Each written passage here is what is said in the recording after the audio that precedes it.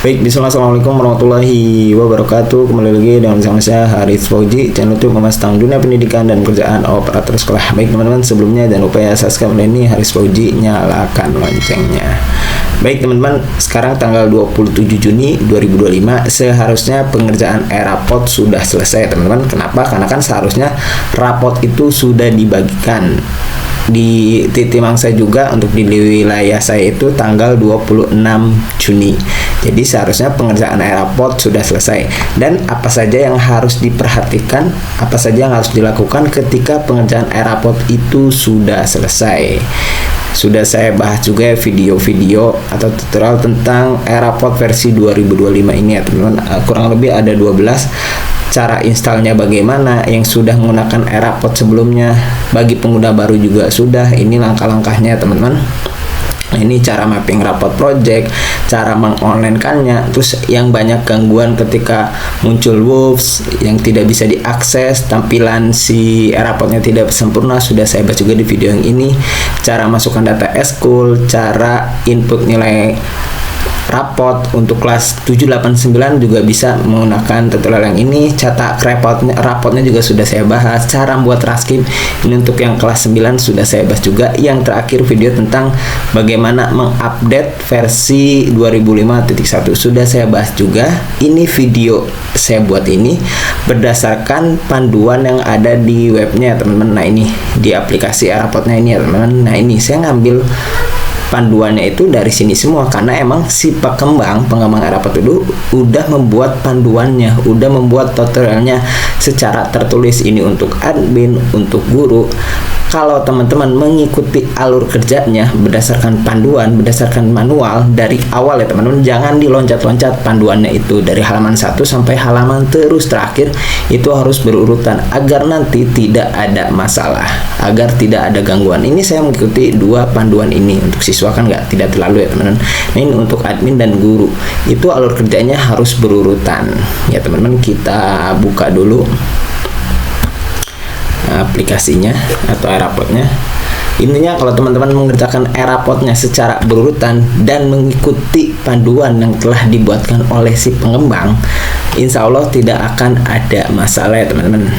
Nah untuk admin itu yang harus dikerjakan sebelum di-share aplikasi rapot ini ke gurunya, ini ya teman-teman, dari menu dashboard sampai menu referensi 45 itu harus dikerjakan dulu oleh admin sebelum di-share rapotnya ini ya teman-teman. Kalau semua ini sudah dikerjakan nih dari dashboard sampai referensi 45, baru tuh si rapotnya di-share agar nanti guru-guru itu tinggal mengerjakan agar tidak ada masalah ke depannya. Saya itu kan maka dari itu saya sampai saat ini tidak ada gangguan ketika pengerjaan e-rapotnya.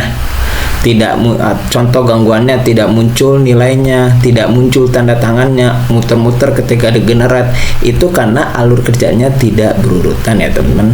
Nah ini ada data pengguna, data referensi. Nah ini ya teman-teman. Nah ini semua harus dikerjakan terlebih dahulu sebelum dikerjakan oleh si gurunya, masing-masing guru, wali kelas atau pembina ekskul ya teman-teman. Nah ini juga nih, ini untuk data project. Nah ini ya teman-teman. Nah itu kita bahas dulu kenapa yang banyak gangguan, karena alur kerjanya tidak berurutan.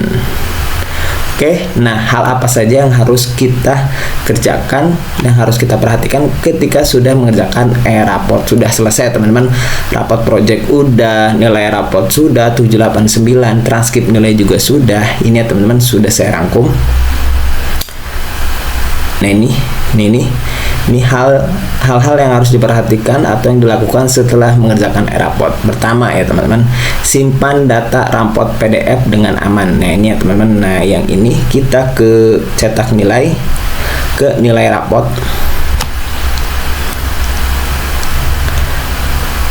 Nah rapot itu kan nanti sebelum di print bentuknya PDF ya teman-teman.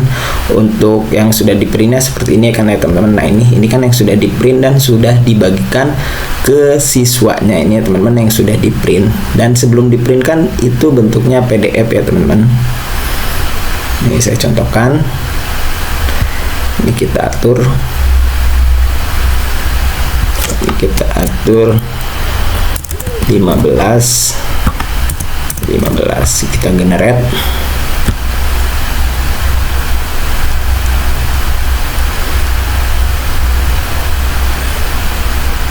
Kita cetak. Nah, si PDF ini nih, yang PDF ini, nah nanti tunggu dulu.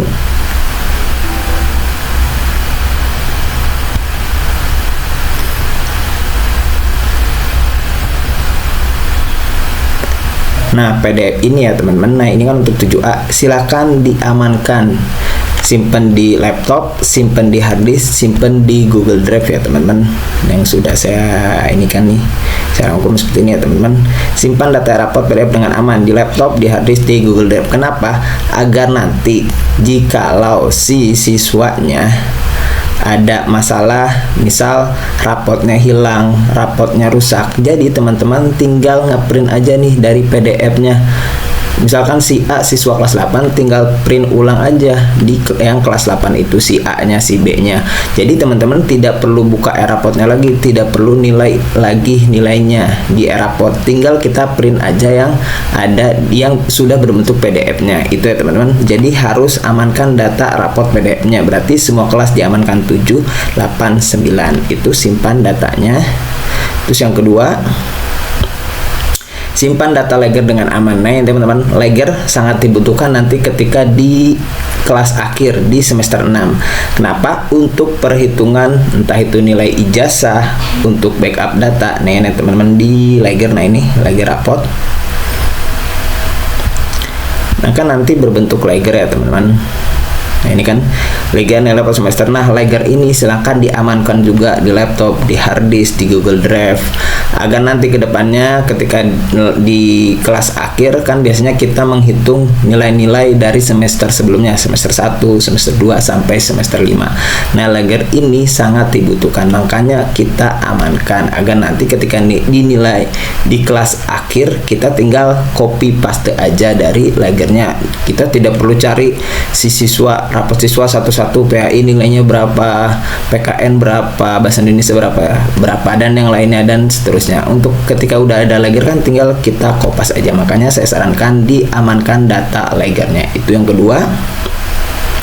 Yang ketiga sama juga, rapot project juga diamankan ya teman-teman. Nah, ini data projectnya diamankan seperti yang tadi di laptop, di harddisk, dan di Google Drive. Itu yang keempat, kita backup datanya teman-teman. Kita ke menu backup. Nah, ini di akhir saya selalu membackup data. Walaupun saya setiap pengerjaan si guru itu selesai hari ini saya backup, hari kedua saya backup lagi di malamnya atau enggak di sorenya. Nih teman-teman, di akhir juga ketika pengerjaan saya backup juga datanya, agar nanti kalau rapotnya atau laptop kita ada kendala, kita bisa merestore, mengembalikan data yang telah kita inputkan. Walaupun sudah ada rapot PDF-nya, sudah ada ledgernya, kita tetap amankan juga backup datanya ya teman-teman. Nah, ini kita download hasil backupnya. Nah, hasil download backup ini kita amankan juga di laptop, di harddisk, maupun di Google Drive. Jadi kita punya pengamanan 3 nih. Kalau di laptop rusak bisa cek di harddisk, kalau harddisknya rusak kita bisa cek di Google Drive. Google Drive selama kita punya akun dan akunnya tidak lupa password, dijamin aman ya teman-teman Google Drive-nya. Itu ya teman-teman hasil downloadnya. Dan yang terakhir, kirim nilai ke Dapodik. Nanti saya buatkan terpisah ya teman-teman untuk tutorial bagaimana cara kirim nilai ke Dapodik, soalnya agak panjang. Oke, itu saja teman-teman 5 hal yang harus dilakukan ketika pengerjaan setelah pengerjaan e-rapot selesai ya teman-teman. Dan satu lagi, ini tampilan rapot di sekolah saya seperti ini teman-teman. Ada 11 mapel dari PAI, Pendidikan Agama Islam, Budi Pekerti, sampai muatan lokal. Di sini saya tidak pernah menambahkan pelajaran contoh BTQ, Tahfidz, Al-Quran, hadis, akidah, atau yang lainnya. Walaupun saya sekolahnya berbasis IT, Islam terpadu, tapi saya tidak pernah menambahkan pelajaran-pelajaran itu. Kenapa? Karena di sekolah saya itu ada rapot lainnya atau rapot yang kedua, yaitu rapot pondok atau rapot agama. Jadi saya tidak pernah menambahkan di sini. Jadi siswa itu mendapatkan 3 rapot.